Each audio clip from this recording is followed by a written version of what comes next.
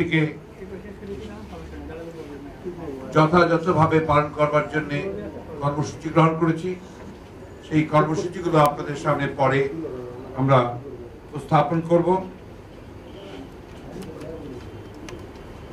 এই স্বাধীনতা দিবস ২৬শে মার্চ এটা জাতির কাছে অত্যন্ত গুরুত্বপূর্ণ, বিশেষ করে বর্তমান রাজনৈতিক প্রেক্ষাপটে এবারকার স্বাধীনতা দিবস, এবারকার ২৬শে মার্চ আমরা মনে করি যেটা অতি গুরুত্বপূর্ণ। আমরা সবাই জানি যে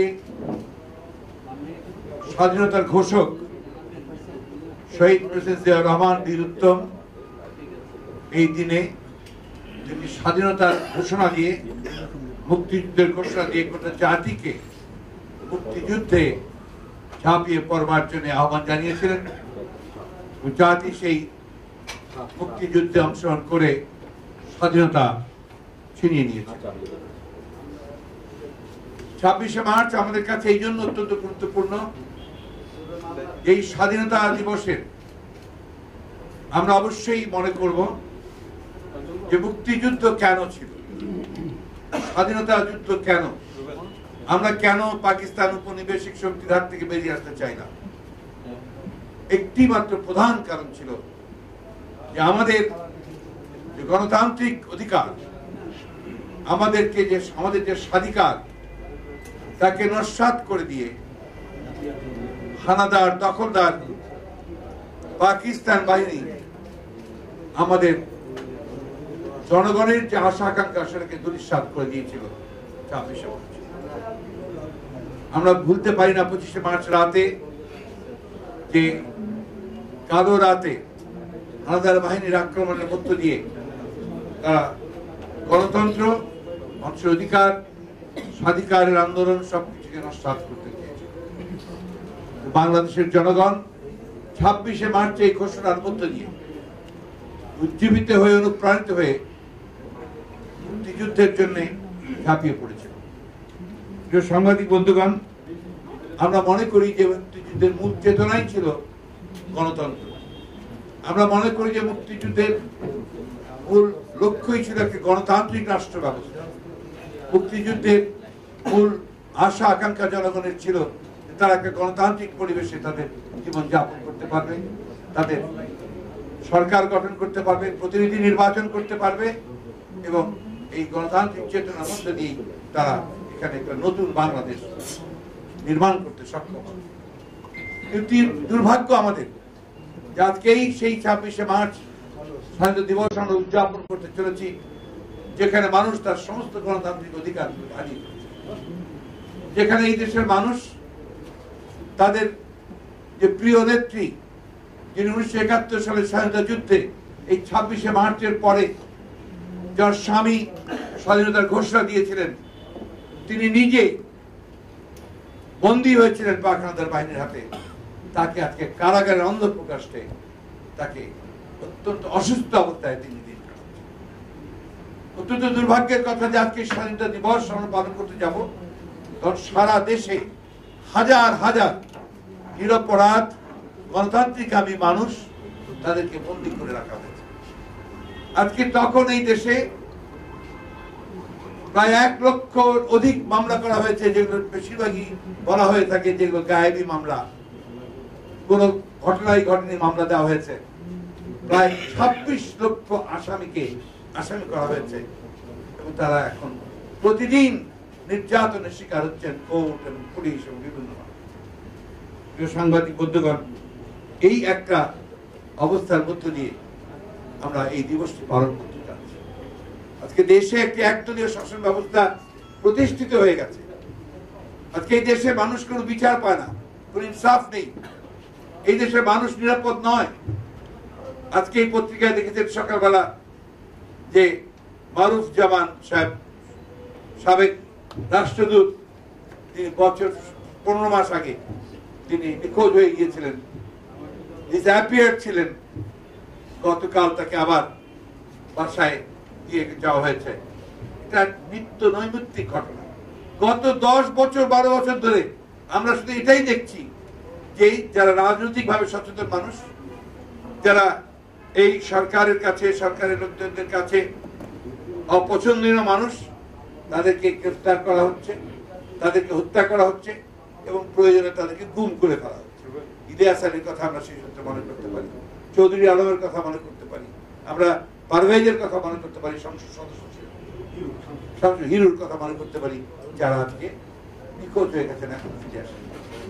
বন্ধুগণ, এই একটা অবস্থার প্রেক্ষিতে, এই একটা রাজনৈতিক পরিবেশে আমরা এই দিনটি উদযাপন করতে চাই। আজকে সেই জন্যই এই দিনটি আমরা উদযাপন করতে চাই।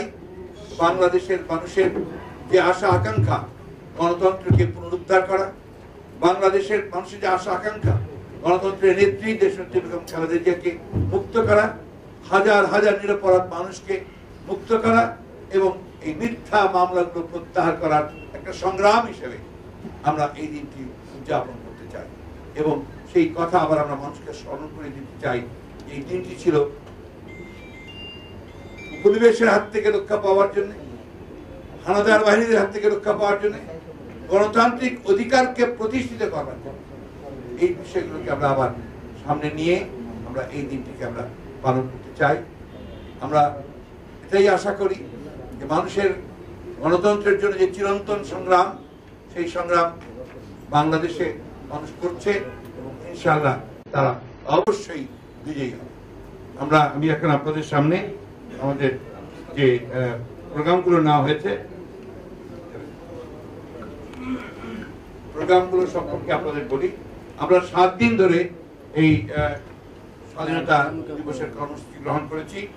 এর মধ্যে 26শে মার্চ মঙ্গলবার ভোর 6টায় বিএনপি কেন্দ্রীয় কার্যালয় সহ সারা দেশের জেলা, মহানগর, উপজেলা, পৌর দলীয় কার্যালয়ে জাতীয় দলীয় পতাকা উত্তোলন করা হবে। দলের জাতীয় নেতৃবৃন্দ, সর্বস্তরের নেতাকর্মীরা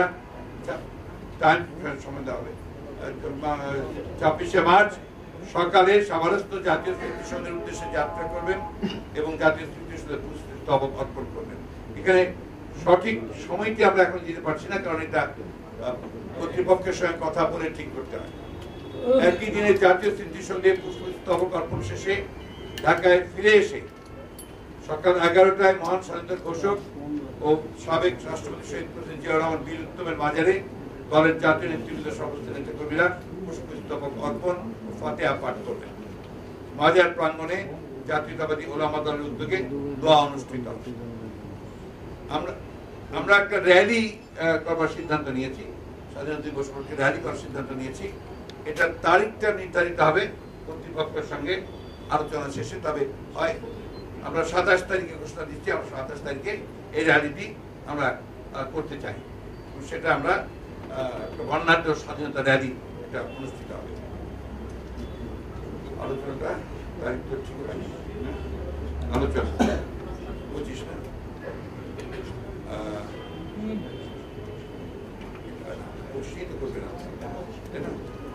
25শে মার্চ সন্ধ্যায় আমরা ইঞ্জিনিয়ার্স ইনস্টিটিউটে বিকেলে এবং একই সঙ্গে আমরা ইনস্টিটিউট না পেলে আমরা নাট্য মঞ্চ, এখানে আমরা আবেদন করেছি। এখানে আমরা হয় যেটা আমরা পাই সেখানে আমরা আলোচনা সভা ও আলোচনা সভা শেষে জাসাস অনুষ্ঠান করবে, একটি সাংস্কৃতিক অনুষ্ঠান এই নেওয়া হয়েছে।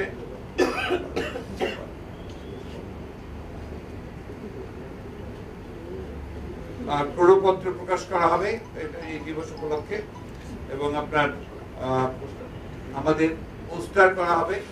আর আমাদের অঙ্গ সংগঠনগুলো তারা প্রত্যেকে নিজস্ব কর্মসূচি গ্রহণ করবে।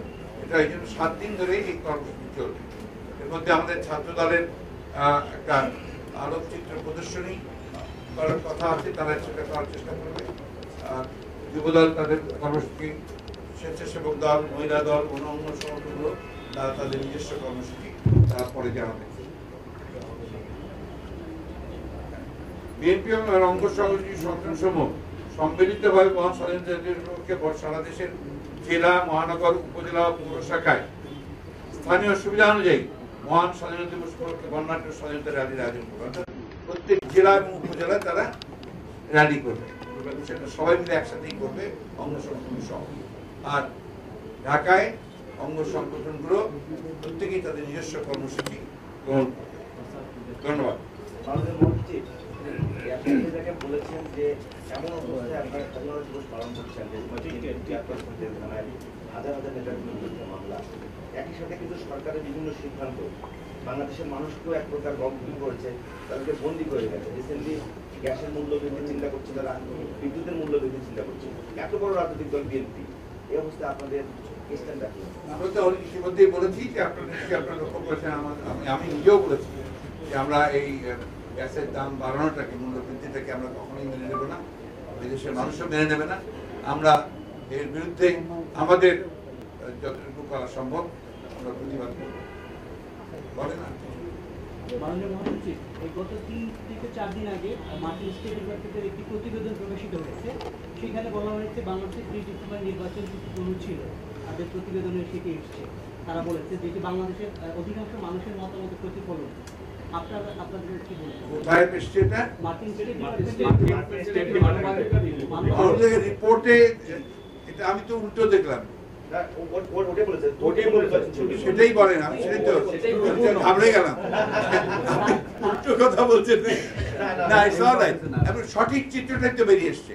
শুধু মার্কিন যুক্তরাষ্ট্রের আপনার স্টেট ডিপার্টমেন্টের মানবাধিকার যে সেল আছে তাদের রিপোর্ট এটা শুধু নয়, আপনি দেখবেন যে সমস্ত মিডিয়াগুলো, ইন্টারন্যাশনাল মিডিয়া, আপনার আল জাজিরা বলেন, আপনার CNN, BBC, গার্ডিয়ান, আপনার Washington post, new York Times, প্রত্যেকটি পত্রিকাতে কিন্তু এই নির্বাচনের যে নির্বাচন হয়নি সেটা খুব পরিষ্কার করে তারা বলেছে যে এই নির্বাচনের মধ্যে জনগণের যে ইচ্ছার প্রতিফলন, তাদের মতামতের প্রতিফলন হয়নি এবং ভোটই দিতে পারে, সব তুলে ধরেছে তারা বিভিন্ন চিত্রগুলো। তো এ ব্যাপারে কোনো সন্দেহ নেই এখন আর। এবং আপনি ভারতের বিভিন্ন পত্রিকা তো আপনারা দেখেছেন যে সেখানেও কিন্তু এই নির্বাচন যে হয়নি সেটাও বেরিয়ে এসছে, তাদের মতামত দেখেছেন। সুতরাং এটা নিয়ে আর কোনো বিতর্কের অবকাশ নেই। এই বাংলাদেশে যে নির্বাচন হয়নি এটা আমরা বাংলাদেশের মানুষ তো জানি। আমাদের এখানে একটা মিডিয়ার উপরে একটা প্রচন্ড বাধা আছে, সেন্সরশিপ আছে, জোরটা আটকে রেখেছে বলে আমাদের মিডিয়া সেইভাবে বলতে পারে না। তারপরেও বলে, তারপরেও তাদের মধ্যে যতটুকু সম্ভব তারা বলছে। আমরা মিডিয়ার প্রতি অত্যন্ত শ্রদ্ধাশীল, তাদের ধন্যবাদ জানাই। এত বিরূপ প্রতিক্রিয়ার পরিবেশের মধ্যেও কিন্তু তারা তাদের কাজগুলো করে যাচ্ছে, সেজন্য আমরা তাদেরকে ধন্যবাদ জানাচ্ছি। এ নিয়ে আর কোনো প্রশ্ন উঠতে পারে না। কি বলুন?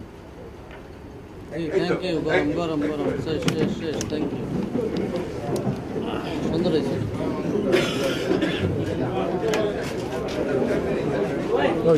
সবার আগে উনি যাবেন, বসে পরে উঠে কেমন ভাই